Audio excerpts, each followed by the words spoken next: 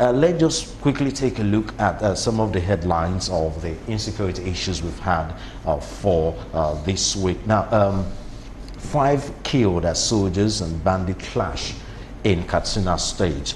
The 4 bandits and a soldier died when the troops of Operation Hadarindadi clashed with criminal elements on Thursday in Marina Village, Safana local government area of Kaduna State. Although it was yesterday we got some of this information.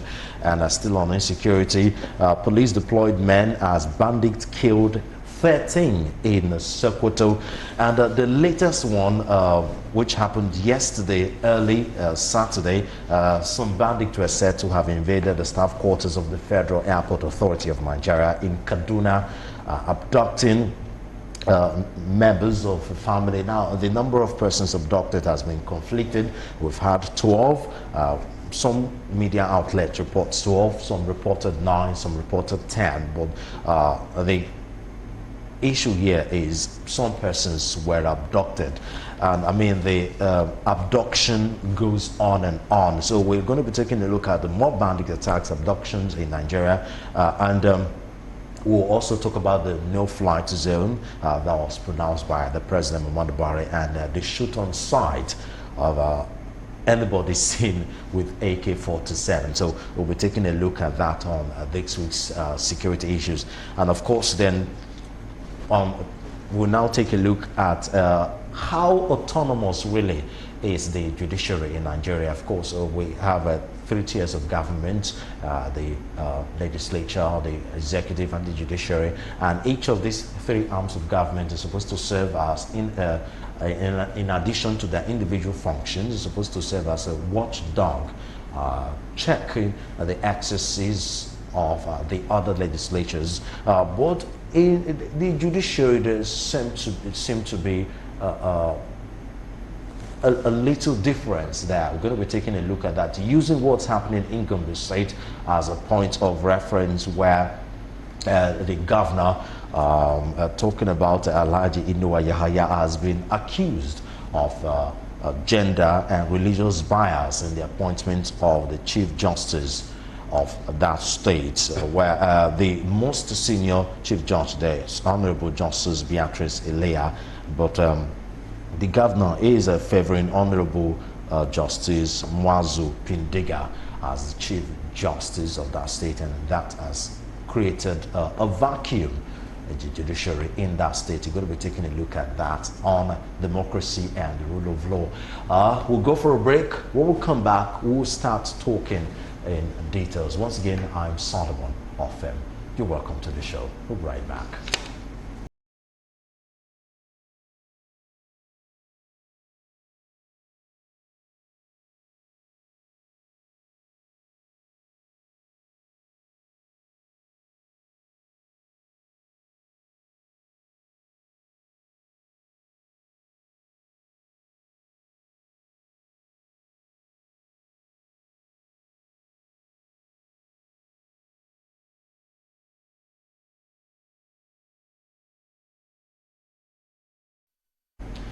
You're still on to democracy and the rule of law on Galaxy Television. Joining me to discuss these issues, Barrister Destiny Takan. Of course, he's a legal practitioner. Good to have you join us on the program today, sir.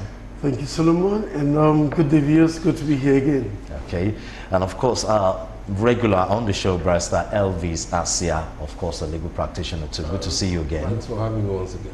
Okay, so let's quickly take a look at the first topic of discussion, talking about insecurity in the country. I mean, bandits are having a field time. You know, it has become like a lucrative business, as it were, and they seem to be doing their job with very little opposition.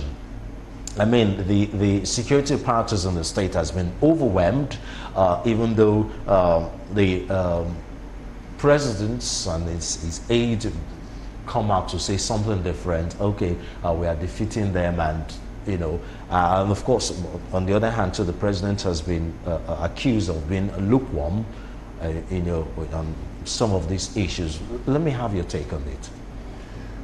Thank you, Solomon. The issue of banditry, and especially the twist it has assumed of late of abduction for ransom. It's been happening or recurring one too often these days. So much so when one considers the comments and the actions of certain persons of influence and of interest in the north, you know, what names have called them, what appeals have made on their behalf, and the fact that you hear, for instance, like in the case of the other community, what is it now, where 371 girls were taken away. Have always asked if I mean, taking 15 heads of cattle alone is not easy, let alone 371 human beings, you know, from school, passed through communities, you know. None of the security agencies would see them, you know, none of the villagers would see, none of the hunters in any of those communities would even know where they're taken to. And then after ransom is paid, we hear they have all been returned. You know, it's becoming very clear at this point that it is not, it's a twist which has only assumed this dimension for the purpose of appeasing, you know, or providing for this, you know, the criminals. You know, when you were reading the newspaper report there, they were rightly called criminals because that's what bandits are. They are outlaws, they are brigands, they are criminals.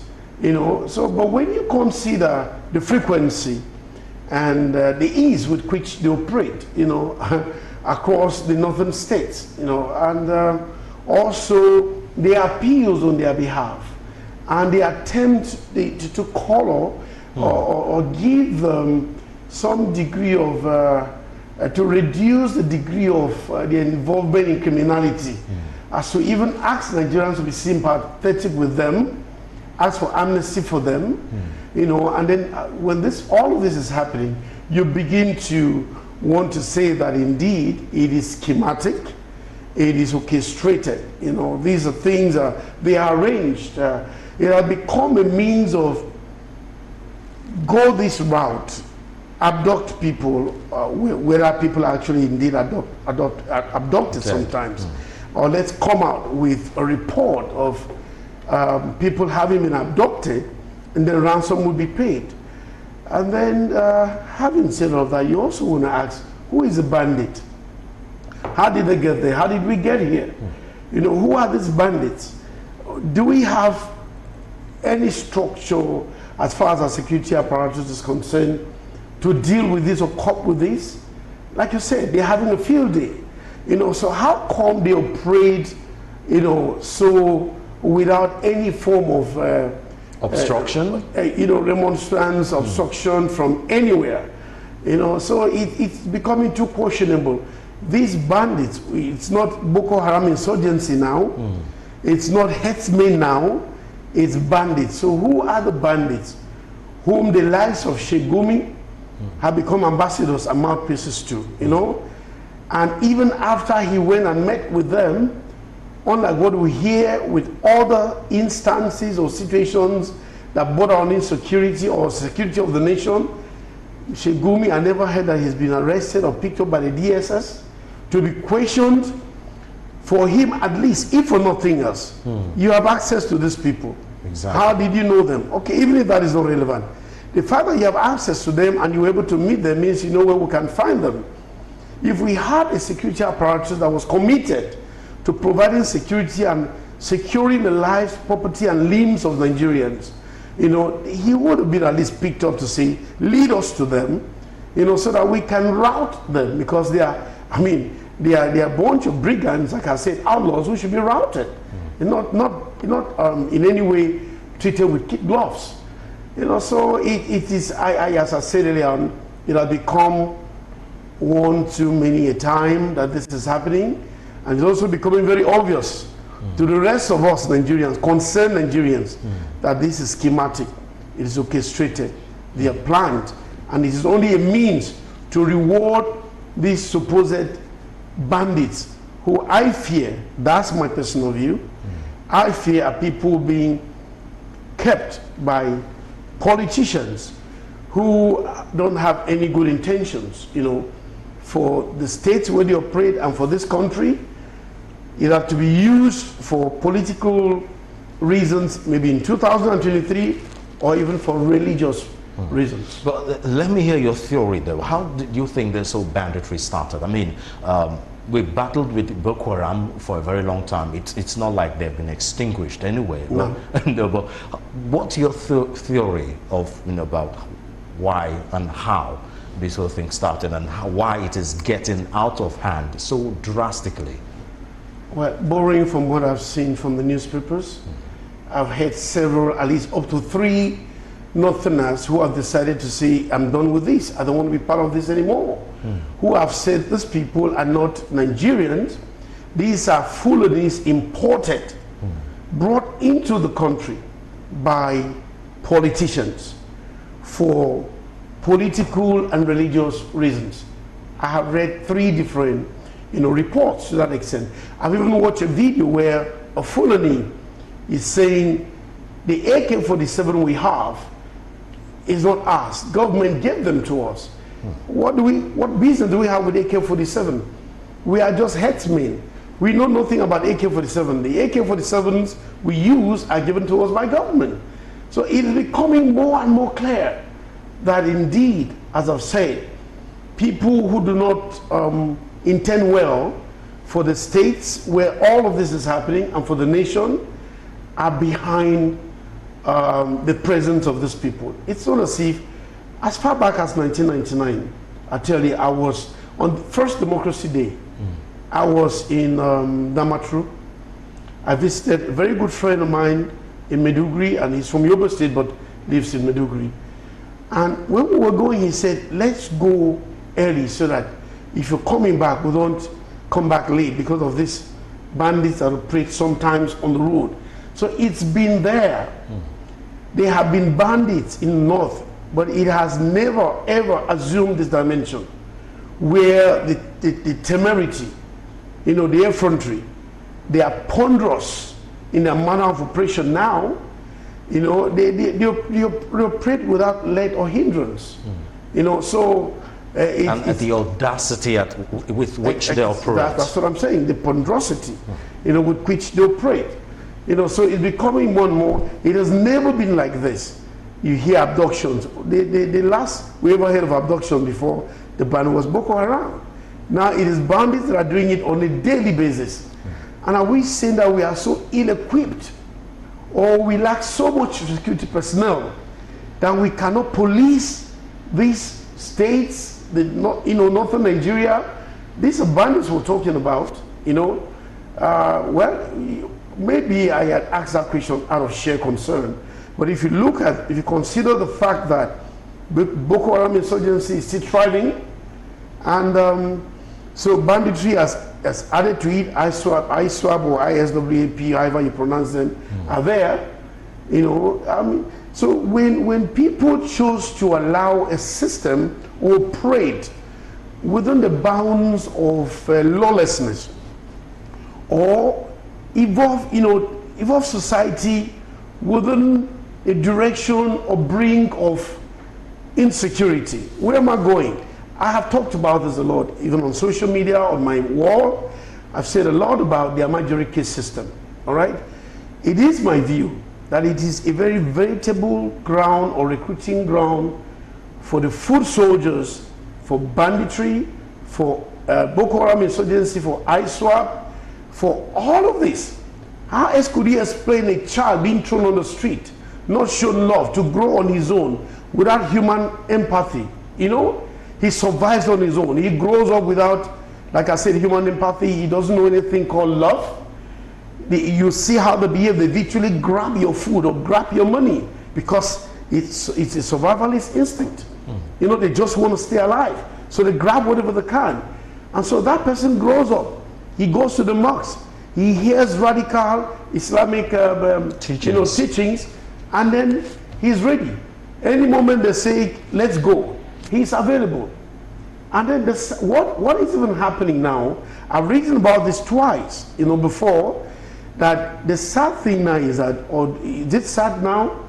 Or maybe the hard lesson now, that even the elites in the North, whom I've called upon to stop it, have become victims of it themselves. Today we hear they can't boldly drive in their flashy cars from Abuja to any part of the North anymore. They go in rickety vehicles and they can't even get to their communities. They stop at Kano or Kaduna and there are people come to see them there. But you bred these monsters, I want to call them, that are now have become a problem to you and the rest of society. And then added to the military case system and these foot soldiers is these other people were imported into the country, as we have read, as we've heard people, now confess and say this is what happened. Look, let me hear your view, Barrister Asia. I mean, when you see all this bandit this, bandits that, bandits kidnap this, what comes to your mind? Well, for someone who served in the North during my youth service, I'm not surprised about what happened in the country. Like, my other friend has said, there's a breathing ground for elements like this in the North. I did my youth service in Kebbi, and what I saw was appalling. Just like he said, you have children on the street who do not know or cannot say where next they're going to get the next meal from. So and then many of them are under the tutelage of various radical Islamic clerics, who radicalize them. And so, that is part of the genesis of why we're here. And then you take your mind back to the Jonathan years, for example, when Boko Haram started and all of that. Operating. And then you see the current president, when the federal government was moving against Boko Haram at that time, what was the story from the North? Oh, you have killed our people. Oh, and then, in fact, if you even take your mind back to 2004, around that time, Sheikh Gumi, for example, that has now become a star in this whole scenario. He was a radical. This is somebody who doesn't believe in Nigeria. He was somebody who would tell you that the infidels, you cannot live with the infidels. Go back to some of the videos and pictures of his message in 2004. And when Boko Haram started, he was also talking in the line of the current president in terms of, you are killing our people, you are fighting our people. And so this has created that environment, that conducive environment for this to not just to grow, but to really thrive. And besides that, there are other issues that I think in recent times we are beginning to see that what we are seeing in this country right now is beyond even these levels of issues.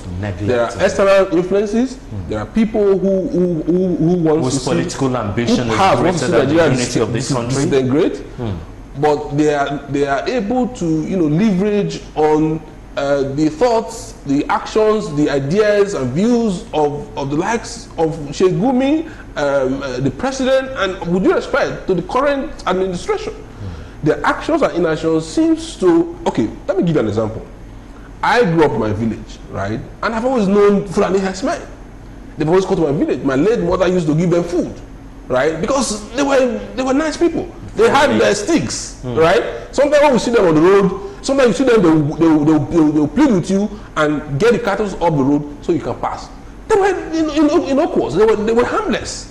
As a child, we used to go about looking for them, to kind of, move with their cattle a little bit, and then they go their way. They were never interested in killing anybody. They were never interested in fighting anybody. So all of these, things you are seeing right now, it's really nothing more than, people who have, who are taking advantage of their situation, like we have described, politicians who are taking advantage of their situations, external influences who have seen the fault lines in Nigeria. Right now, when we talk about the banditry, it's almost like a South-North kind of story, which is not true, right? We in the South, for example, and we are strengthened. I don't blame those in the South who thinks, for example, that herdsmen are responsible generally for this. I don't blame them because we've seen a government whose action and inaction is almost directly or indirectly protecting them. Right now, so the problem we have is, and at this point, we're going to require patriots, people who still believe in Nigeria, to rise up, to the occasion. Because where we are going now, we are going towards Rwanda. Ethnic people are rising up. We've seen the case with what's happening in Southwest here, where Igbo is rising up. I mean, you see, nature abhors vacuum. If government is not able to protect the people we want to protect some themselves. people within the communities will rise up. And it's happening everywhere now. In my state, in Edo State, I heard of a situation where, a neighborhood watches, people on the street, people in the communities are rising up to protect themselves. And when you have that kind of situation, first, they're not going to differentiate between the good Fulani people or the good herdsmen. Whether you like it or not, in every tribe, you have bad people, you have good people. Yes. I've met, very good Fulani people. Like I said, I did my interview in the north. I know a lot of Hausa people who are really very good, right? But you see, when there is a crisis like this, it is important for us to have a collective effort to identify these people, bring them out, and punish them. In an attempt to give the false impression that you are an advocate for the Fulanis, you are protecting them. We see, I've read comments from some governors in the north, some of the things they say, ethnic profiling. But once something is wrong, what have you done to identify the wrong people? Those who are kidnapped right now, for example, across the country, they will tell you. Some happened close to my community in Edo State a few months ago when some people were kidnapped. The people in the communities clearly say that these people they look like herdsmen, right? But what have you done to identify these people? At some point you say, they are foreigners, they were imported. What are you doing to protect Nigerians? Differentiate between the foreigners and against Nigerians. them. Because the moment they say they are Fulanis, you have a blanket protection for everybody, even those who are criminals. So until we and to us in this part of the country, they all look alike. Exactly. Until we all sit down and really say, look, let us have a bipartisan response to the issues. Yes, I wouldn't subscribe to a situation where people take the laws into their hand, kill any Fulani you see, for example. That would be dangerous because, like I said, they are good ones. But if you don't have a government who is able to come up with a policy that will differentiate, isolate the criminals so that everybody will fight them. Right now, it's mixed up. So that is a problem.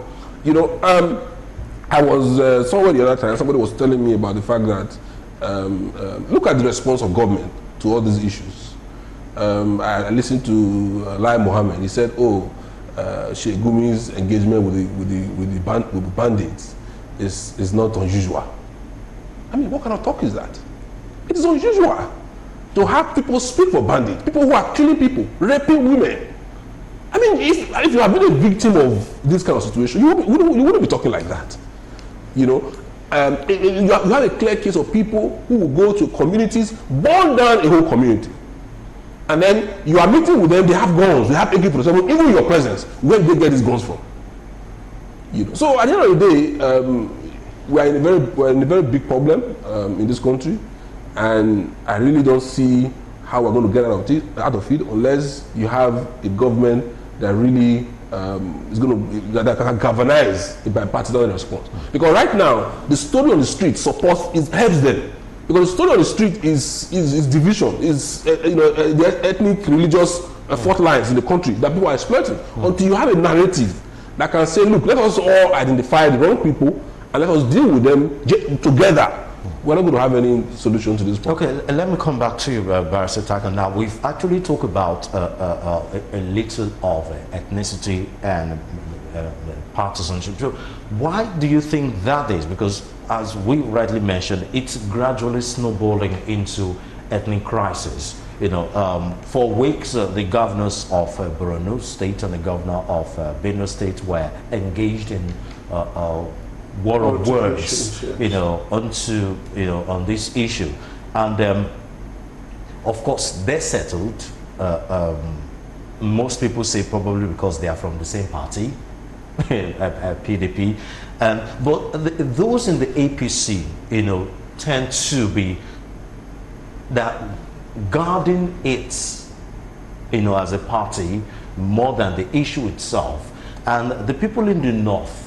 The governors in the north, attempt to okay, let's come together because the governors in the south, or the governors in the southwest are against us. So why do you think it is snowballing into party clash and ethnic clash? It's very simple, Solomon. Nigeria is a country of many nations, like we know. We're close to 400 ethnic nationalities. And it becomes very, very dangerous where the body language of government begins to espouse and extol nepotism, bigotry, and ethnicity. You know, where government that is supposed to provide the atmosphere for unity, you know, to bring the various ethnic nationalities together, to web them up into one strong nation by its own body language, by its actions, you know, shows, portrays, extols nepotism. Look at this government. Look at the appointment, especially the security agencies. All of the security agencies are headed by Northerners, not by Northerners, especially Northerners of the Islamic faith. And when you see this kind of thing is happening, it clearly points to an agenda. Why am I saying this? The security forces operate a command structure. If the IG are not given instruction, even a commissioner of police can hardly do anything. If the chief of naval staff, the chief of defense staff, and SF staff, whatever it is, has not given instruction, no combat helicopter is going to go and combat any Boko Haram, bandits, or anybody anywhere. And same with the soldiers, the army, they won't move. And so what has that done? We are aware that even during the COVID lockdown, there was massive movement of people from the north. People whose identity was not known. People who couldn't even tell exactly where they were going to. People were being shipped to the south. At the point where they were supposed to be locked down, who did you have at the checkpoint? Security agents, soldiers, police. If there's a clear instruction, don't arrest anybody, don't stop any trailer, which I believe was what happened, because they were found way down to Warri, to Cross River State, all of the south. And nobody was, except for some few that were caught by vigilantes and sent back. God knows if they didn't turn back the very next night, and passed him. So you look at this appointment, the banditry, the killings in the Middle Belt, what has been happening even of late, recent in the the Southwest. The effrontery, the temerity, the audacity of these bandits or herdsmen tells clearly that there is some support. They are leveraging on the fact that who would have come up to them? It's either you send the mobile police or you send soldiers after them, and if those who should do it are not doing it, so they have a field day to stop farmers, destroy crops, rob, abduct people, rape women, even old women. A woman was crying the other day. They said even old women who naturally do not know men anymore. You know what I mean? I mean a woman who of age, because of age, doesn't have any business with the man again. These fellows raped even such old women.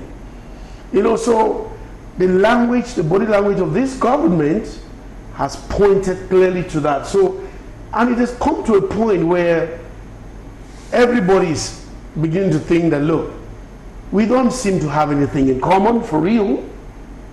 What do we have in common indeed? If you treat me because I'm not of your faith, as some of them will call an infidel or call me any other name, it's not as if they called them infidel or somebody else couldn't call them infidel, but maybe it's because of how they were taught, they were instructed in their own faith to think about others. But that has been tolerated, all right? Nobody really bothered about that so much, about you calling others infidel. But when you go beyond infiltrating, every part of the country. We know today, I've said that traveling between Lagos and Benin, Lagos and Akure is as good as going to battle. If you arrive Benin, you say, thank God, it's like you went to battle and came back safely. You get to Akure, you say, thank God. Why? Because those people are all over in the bushes. They come out at will. So Nigerians have come to the point where self-defense or preservation is the first law of nature. Okay, now let's take a look a little about this appointment called federal character, as it's supposed to be. Now, there are two school of thought to it. No, in as much as the federal character is enshrined in the 1999 Constitution to kind of promote unity, pick people from different regions. There are some other school of thought too that this federal character too has been a negative influence in terms of appointing the right people, simply because they need to get people from every ethnic nationality. So do you think that's what this federal government, especially this administration, is trying to do, trying to get the right people irrespective of where they're from? Now, also taken into note that most of the insecurity issues have come from the north. The battle is much more in the north than this part of Nigeria. So logically, if you're looking beyond the nepotism issue, getting all the security chiefs from the north though should be able to make it easy for them to battle the insecurity issue, especially from the north. No, I do not agree whatsoever. Of course, what you said negates the fundamental objective principles of state policy, which that's what you're referring to. Okay. You know, that dictate that in appointments, in whatever actions of the federal government, you should be sought as to show or represent or reflect this ethnic content, or either by way of ethnicity or state, in representation, so as to give every federating part a sense of responsibility and belonging. So what if you tell me that if this government, unlike any other one before it, probably is looking at the best, and the best can only be found in that part of the country, it becomes very questionable. Because now it probably wouldn't have been an issue if these ones who have been chosen from the north to head especially security agencies, we're talking about security, I don't want to talk about all revenue generating agencies are also headed by them. So we're not talking about revenue now, but for security. We're talking about nepotism, as I say. It tends more towards nepotism, as I mentioned, other parts like revenue generating agencies, NNPC, the oil is from the south, but if you look at the structure, go to NNPC and look at the entire structure and see who is this, who is that, who is of the top echelon. They are all from the north. And so this does not portray this government as being a government that is sending out the signals of unity, of nationalism, or patriotism. So it is not good enough to say because this government is probably wanting the best, and this best could only be found from the north. They have not performed in a manner to give any Nigerian the impression that they are the best. Perhaps if they had performed credibly well, if they had provided security in the north and all of the south, if they had ensured that insecurity did not degenerate as it has under this government, under this administration, what you raised would have probably made scored some points. Okay. But it scored nothing. Okay. Because insecurity is the order of the day everywhere. So it does not, it shouldn't pass, it shouldn't fly to say that perhaps the government sought the best brains from the north. Okay, let me have a view on that. Which of the school of thought do you understand? Are you in? The federal character, or pick the best brains irrespective of where they're from? Well, irrespective of whichever school you want to belong, the truth of the matter is that the way we are running we are running the country at the moment does not, sow this bad seed of of ethnic clashes and all of that. You can't tell me that you can only find the best people in any particular part of the country. That cannot be true. And if you even look at it in terms of development, in terms of educational growth and development, it's also not true.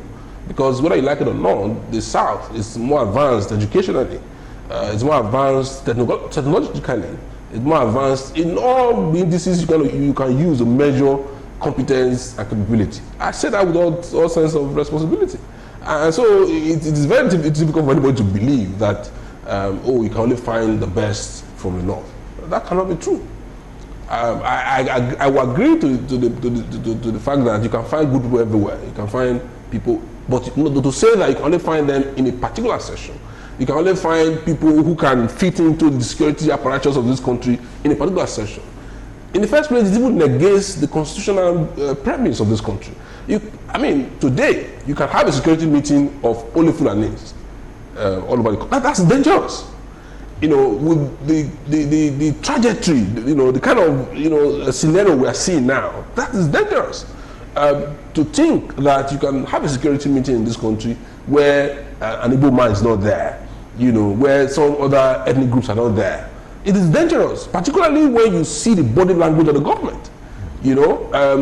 We've been seeing banditry, Boko Haram, kidnappers, herdsmen, whatever. Nobody has ever been arrested. If you arrest them in any part of the country, you will be shocked that orders will come from above for their release. That is what's happening in this country.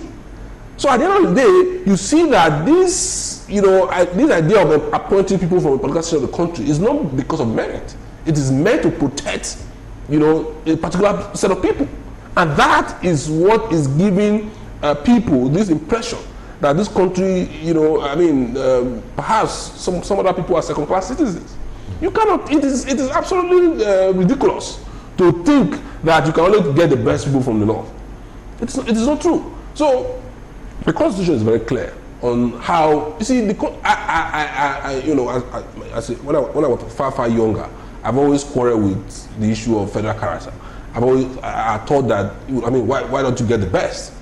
But at the end of the day, wisdom will tell you, looking at the kind of country we have found ourselves, like he said, so many nations within the country. Very complex. Federal character, it was meant to create that stability, to give everybody a sense of belonging. So if you are not implementing it, and don't forget, the North, with due respect, is the biggest beneficiary of federal character, even as we speak. So when it comes to education, for example, your children from the South are more likely, you're going to expect your children from the South to have higher grades to be able to get into certain schools as compared to people from the North. But when it comes to appointing people to run security, run government, you don't tell me you're doing merit. So, you see, there's no sincerity. So, whichever school you belong, something is absolutely wrong.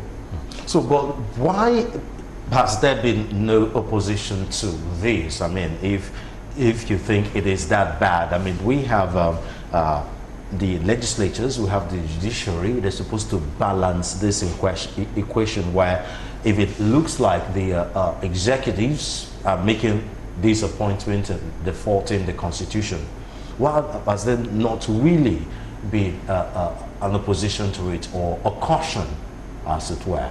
Well, Solomon, I think that's simply because we're a country, or our democracy doesn't run on institutions. The substructure of our democracy is not running on, standing on institutions, rather even on personalities. The president, everything under democracy resolves around the person of the president. Not just even the office, the person of the president. That's how bad it is. To the extent that it got even far worse under this administration, that the legislature has become an appendage, especially in the second term. An appendage of the executive arm. The judiciary is even doing worse. We have seen this in this administration just before the 2019 elections, where this government booted out rudely the CJN of Nigeria.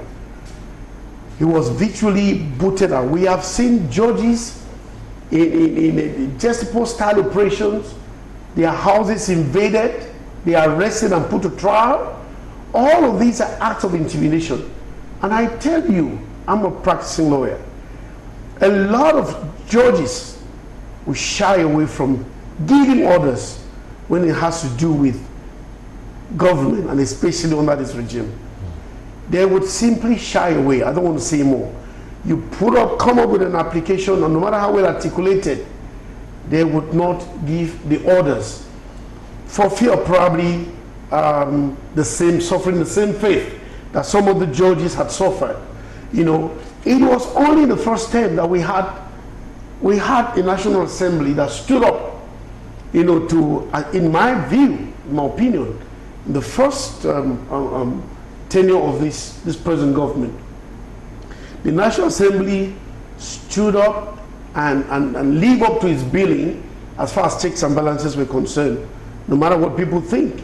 Even if some people thought they were excesses, but they were at it. And so if there were excesses, the executive should have gone to court. And of course, the court, when you have a solution, look at Trump, that was just left government in the US. He came in during the campaigns saying all sorts of things. I'll beat the wall, I will do this, I will do that. He came up with several executive orders. What did the Supreme Court always say? They always struck them down. Let me just use those words. It's come with its own constitution, and it ended there. The judges were not afraid to pronounce any executive order unconstitutional. But that is not the thing here. Here, Mr. President is the Koreatan, he's the say all and be all. He's the Alpha and Omega. He is to be revered. He is not to even be spoken against. You know, so that is where our own problem is. Our government, our democracy does not sit on institutions. We had institutions that work. If you had an INEC that works, if you had the courts that work, the judicial system that works, if you had the security system, see, the fact that the president appointed the chief of army staff, we see that in the US and in Britain and elsewhere.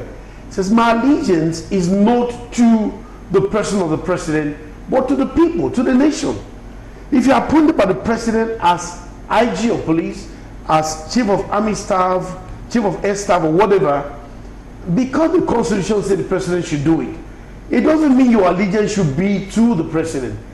You have the constitutional backing to do what is right and to refuse, like the law actually compels them, illegal orders or orders that you know are not in the best interest, or actions and orders that are not in the best interest of the nation, its unity or prosperity. In other words, you're attributing all this to a system. Yes, our system. Okay, now let's quickly go to the no-fly zone and the shoot-on site quickly as we round up this topic. What are your thoughts? Well, I mean, the no-fly zone order clearly tells you how far we have gone with insecurity. You know, I mean, just tells you that this is serious. I never thought that it was possible for you to have flights going to the forest in Zamfara, for example. But we are seeing that. What that tells you that, you know, there are international influences. There are people outside of the country who are sponsoring the insecurity in Nigeria for whatever reason. It might be, for example, to create a situation in Zamfara that enables them to go make away with gold, you know, and do all sorts of things like they've done in some other parts of Africa. There's precedent for this, and so it just tells you that it gives you an idea, you know, a little idea that look, there are so many people out there who are perhaps sponsoring what is happening.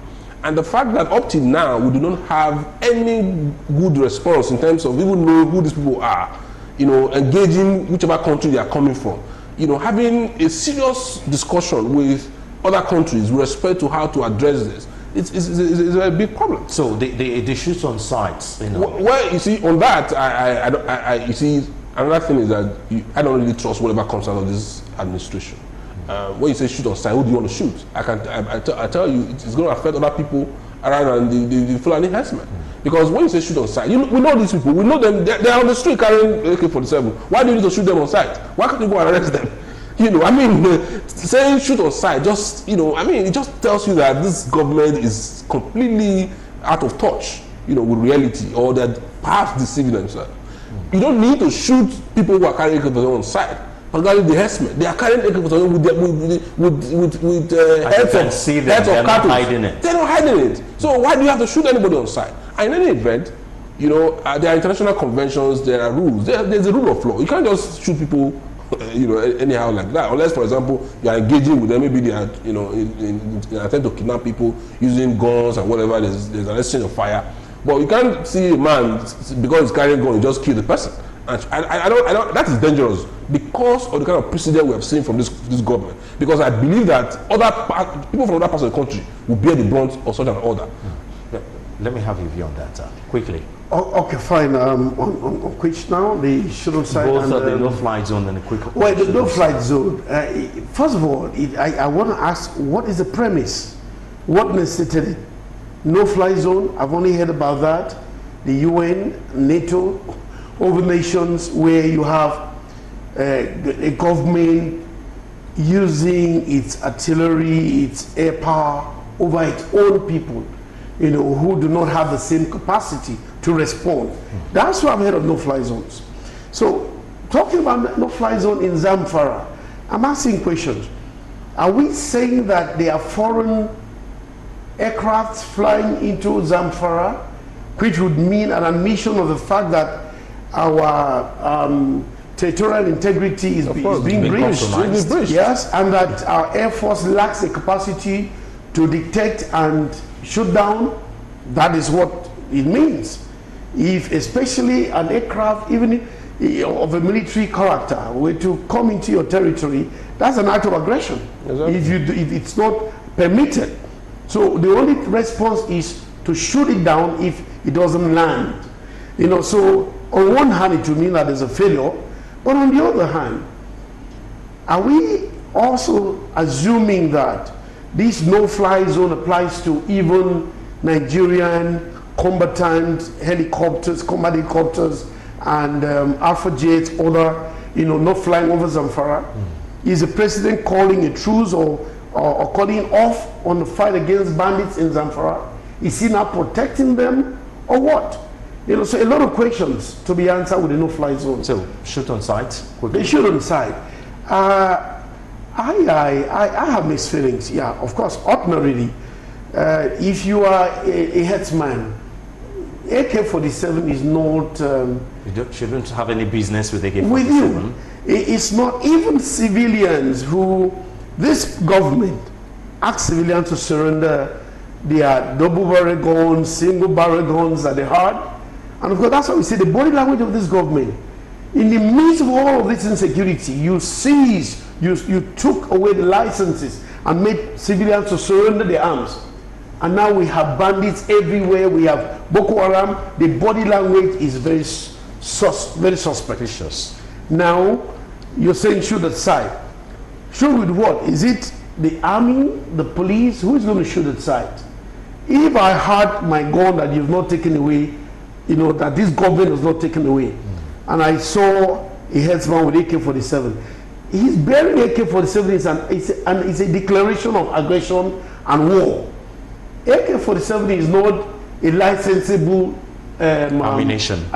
You know, what do you call it? Yes, it's not, because it's an automatic weapon. You can't be licensed as an individual to have it, or at least not in Nigeria. We don't have that. So he's bearing that. That is an assault rifle.